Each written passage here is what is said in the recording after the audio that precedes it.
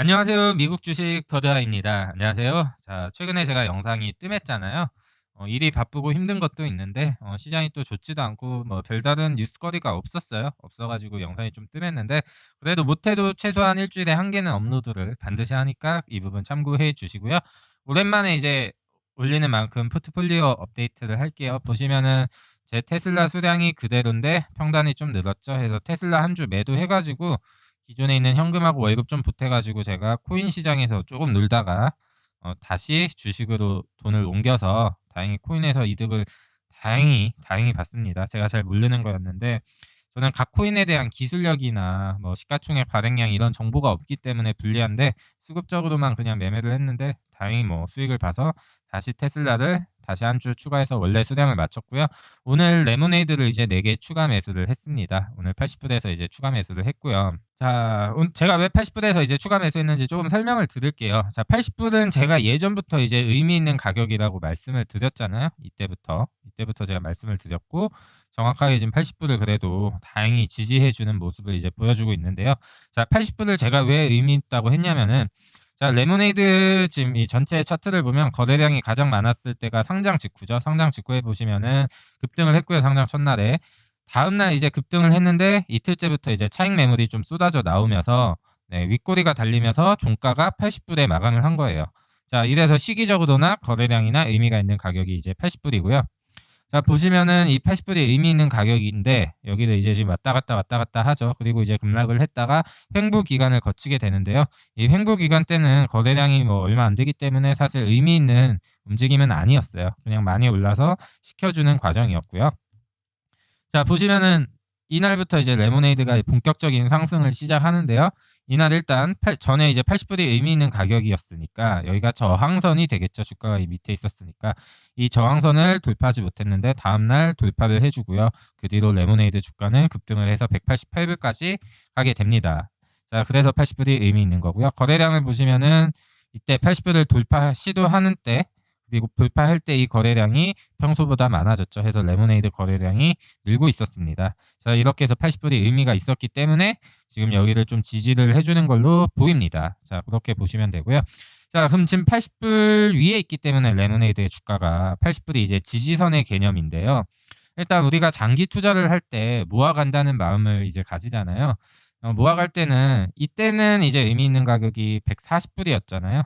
급상승했다가 모든 악재를 이때 악재가 좀 연달아 터졌었는데 그거를 이제 지지해줬던 가격 그래서 140불 그리고 80불 자, 이 의미 있는 가격에서는 이게 만약에 여기서 더 빠질 거라고 생각하더라도 저는 추가 매수를 합니다. 기준점이 되는 가격이니까요. 자, 근데 지금 이렇게 80불을 지켜줬는데 뭐 이게 이런 식으로 이제 올라가면 다행이지만 만약에 이 80불이 깨지게 되면은 저는 이제 66불까지는 좀 추가 매수를 안 하고 보수적으로 관망을 할까 합니다.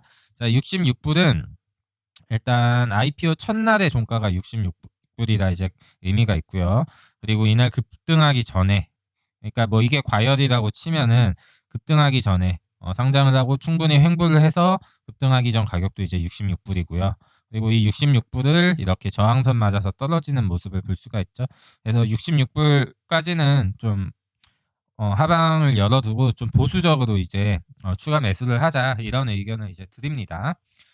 그리고 만약에 이게 나중에 뭐 다시 140불을 이제 넘어가면은 이때도 뭐 추가 매수를 하고요. 뭐 이런 식으로 이제 매수를 해도 좋고요. 아니면 그냥 돈 있을 때마다 모아 가셔도 좋습니다. 자, 최근에 이제 성장주들 주가가 오늘도 진짜 박살이 났죠. 오늘 특히 스킬즈 같은 경우가 공매도 리포트가 나오면서 박살이 이제 난 걸로 알아요. 그래서 지금 시장 특징이 뭐냐면 일단 중소형주 지수 자체가 안 좋은데요. 일단 개별 악재가 있는 친구들은 이 저점을 깨고 내려가는 모습을 보이고요. 근데 뭐 그냥 중소형주인데 좋다고 하는 주식, 중소형주지만 사업 아이템이 좋다고 하는 주식들을 보면은 전저점을 그래도 다들 지켜주더라고요. 해서 지금 팔란티어 같은 경우도 급락을 해서 지금 전저점을 이렇게 지키고 있죠. 만약에 중소형주인데 이 쌍바닥 전저점을 깨고 내려온 주식이 있으면은 분명히 어떠한 사건이 있는 겁니다. 사건이 있지 않고서는 팔란티어나 레모네이드나 이런 식으로 전저점을 지금 3번이나 이렇게 지지하는 모습을 보여주고 있습니다. 사실 이게 여기서 깨지냐 안 깨지냐는 이제 러셀 지수에 달려 있다고 저는 보여지고요. 이 부분도 여러분이 투자하시면서 알고 계시면 좋을 것 같습니다. 지수 한번 살펴볼까요? 일단 IWM이 제가 중요하다고 저번 영상에서도 말씀드렸잖아요. IWM 보시면은 지수는 지금 여기가 아니잖아요. 그러면은 이제 중소형 주 중에 경기 민감주들 있죠. 그런 애들이 조금 덜 빠졌다고 보시는 게 맞아요. 성장주가 좀 많이 빠지고 중소형의 경기 회복에 관련된 친구들이 이제 주가가 조금 상대적으로 덜 빠졌다. 러셀 안에서 그렇게 이제 이해를 하면 되는 겁니다. 제가 그리고 이제 최근에 라이브 방송을 좀 진행하는데 그래서 이제 좀 많이 물어보시는 질문이 그럼 도대체 레모네이드 주식은 언제부터 올릴 수 있을까? 이 질문을 좀 많이 받아서 제가 오늘 조금 제 생각을 그냥 전달해 드릴게요. 근데 어디까지나 제 생각이지 이대로 흘러간다는 건 누구도 보장 못 합니다. 자, 일단은 장기 투자를 할 때 여러분한테 꼭 이제 해드리고 싶은 말이 있어요. 자, 보시면은 이때 3분기 실적 발표가 되게 잘 나왔었거든요. 굉장히 잘 나왔어요. 이때 가입자 수가 되게 많이 늘었어요. 그리고 로스 레이시오도 이때가 70% 미만이었어요. 67%예요. 자, 보시면은 그래서 급등을 했는데 이때 또 중소형주 장세다 보니까 과열된 부분이 있었죠. 지금은 이제 그 버블이 꺼지고 있는데 자, 보세요. 이때는 회사가 근본적으로 좋아진 거잖아요. 3분기 때. 가입자 수도 많이 늘었고 로스 레이시오도 70% 미만으로 진입을 했고 회사가 근본적으로 좋아졌단 말이에요. 이때의 회사는 근본적으로 좋지 않았는데 근본적으로 뭔가 변화가 있던 시기예요. 자, 만약에 이때 보시면 레모네이드가 IPO니까 당연히 버블이 꼈다가 과열이 좀 식으면서 이제 횡보를 하는데 여러분이 만약에 이 횡보할 때 45불에 샀다고 가정을 해볼게요. 만약에 여러분이 45불에 이걸 매수하셨으면 장기 투자니까 이때 안 팔았겠죠? 이때 매도를 안 했어도 지금 80불이에요. 그럼 이분들은 100%는 아니지만 거의 이렇게 많이 빠졌는데도 100%에 가까운 수익률을 가지고 있는 거예요.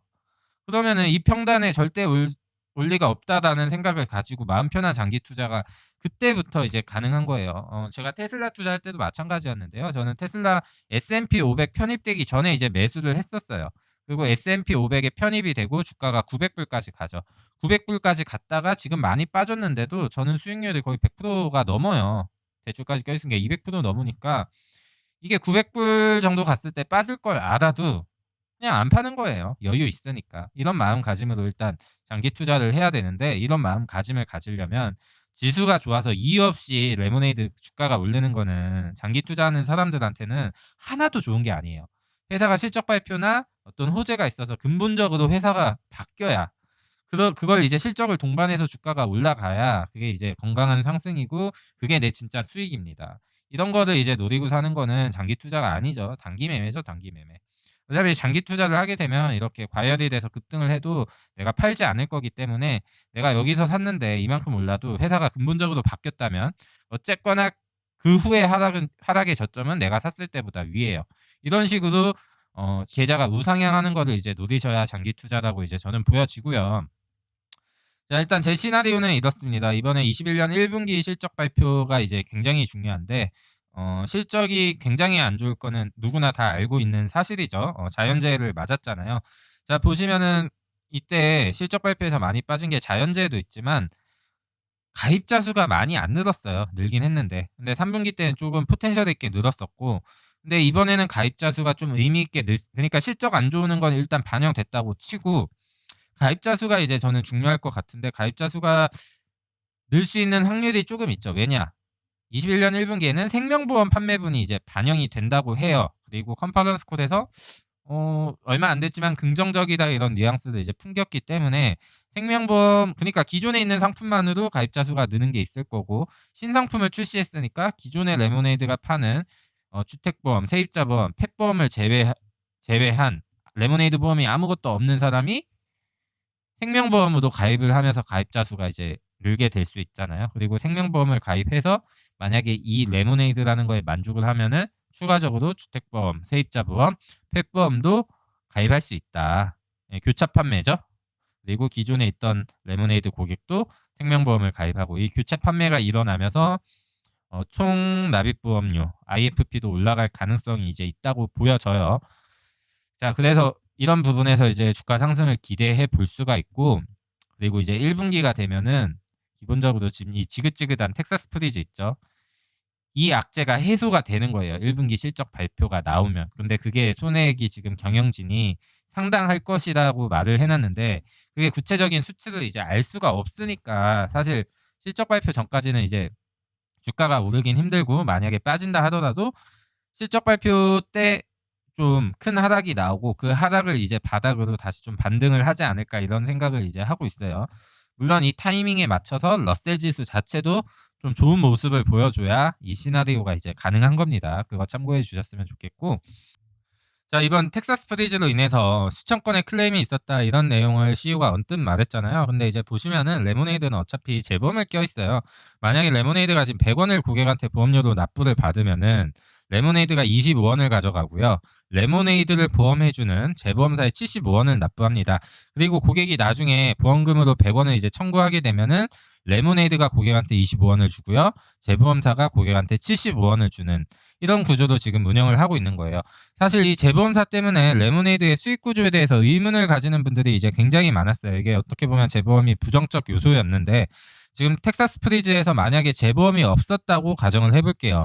그럼 회사에 정말 심각한 타격이 있었겠는데 사실 지금 재보험이 있다 보니까 고객이 이제 청구한 클레임의 25%만 이제 보상을 해주면 되는 거거든요. 레모네이드 입장에서는. 그리고 레모네이드가 재보험을 지금 5년 넘게 넣어왔는데 이 보험료도 한 번쯤은 타야 되지 않겠습니까? 그래서 이번에 사실 재보험사가 역할을 이제 진짜 톡톡히 해줬다. 그렇게 이제 저는 좀 긍정적으로 이제 평가를 하고 있습니다. 그리고 이것도 제 상상이긴 한데요. 가입자 수가 이번에 좀 많이 늘 수도 있다고 상상하는 게 뭐냐면 사실 세입자 보험하고 집주인 보험, 주택보험이라는 거는 그렇게 자주 청구하는 보험 상품이 아니에요. 의료보험이나 자동차 보험처럼 그렇게 자주 청구하는 보험 상품이 아니고 실제로 레모네이드에 가입하신 고객들도 이걸 보험 처리하면은 이게 정말 광고대로 빨리 이제 보험 처리가 되나 이런 의구심을 가지는 분들이 좀 상당히 많거든요. 그리고 이거를 한번 빨리 청구해보고 싶어하는 이런 마음가짐이 다들 있단 말이에요. 근데 이번에 텍사스 프리즈로 인해서 레모네이드에 가입한 이제 수많은 사람들이 처음으로 이제 보험금 청구를 해봤을 거 아니에요. 그리고 그게 정말 그 프로세스대로 정말 빠르게 이제 지급되는 거를 이제 느끼고 정말 좋다고 느꼈을 거 아니에요. 그러면은 이제 텍사스에 옆집은 이제 레모네이드가 아니라 USAA 보험을 들고 있어요. 그럼 옆집 주민하고 이제 보험 처리했냐 이런 이야기를 이제 주고 받는 거예요. 친구들이나. 근데 나는 이렇게 빨리 처리가 됐어. 레모네이드 보험으로. 너무 빨라. 나는 이 보험이 사랑스러워. 이런 이야기를 해가지고 다른 보험을 가입하고 있던 사람들의 마음을 좀 흔들어 놓을 수 있다. 바이럴 마케팅이 좀 되지 않을까. 저는 이제 그런 부분에서도 이제 기대를 좀 하고 있습니다. 개인적으로.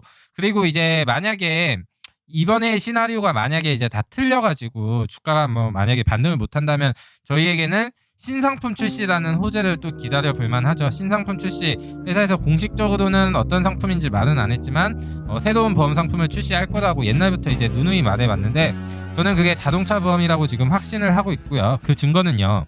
이 영상은 이제 지난 실적 발표 후에 이제 했던 인터뷰 영상이에요. 다니엘 슈라이버 CEO가 나오죠. 자 보시면은 이제 대기 중인 제품 출시가 뭔지 신상품이 뭔지 이제 인터뷰 질문자가 이제 질문을 하게 되는데 좀 말을 빙빙 돌립니다. 처음에는 자 이렇게 빙빙 돌려 말해놓고 어떤 건지 이제 안 알려준다고 하는데 지금 이 입을 보시면 이제 굉장히 크게 웃고 있죠. 근데 그 전에 인터뷰에서도 그랬나봐요. 자동차 보험이라고 언급을 하면 이제 웃는다고 하는데 이렇게 직접적으로 언급을 하니까 지금 입꼬리가 올라온 게 보이죠. 그리고 거의 100% 알려줍니다. 계산이 되냐고 묻죠. 이렇게도 훈훈하게 마무리한 인터뷰입니다. 이걸로 봤을 때 레모네이드의 다음 신상품은 자동차 보험이라고 정의할 수가 있는 겁니다. 넌 대체 정체가 뭐지? 제 이름은 버드아이. 레모네이드에 투자하는 주주죠. 다음에 더욱더 알찬 정보로 찾아뵙겠습니다. 감사합니다.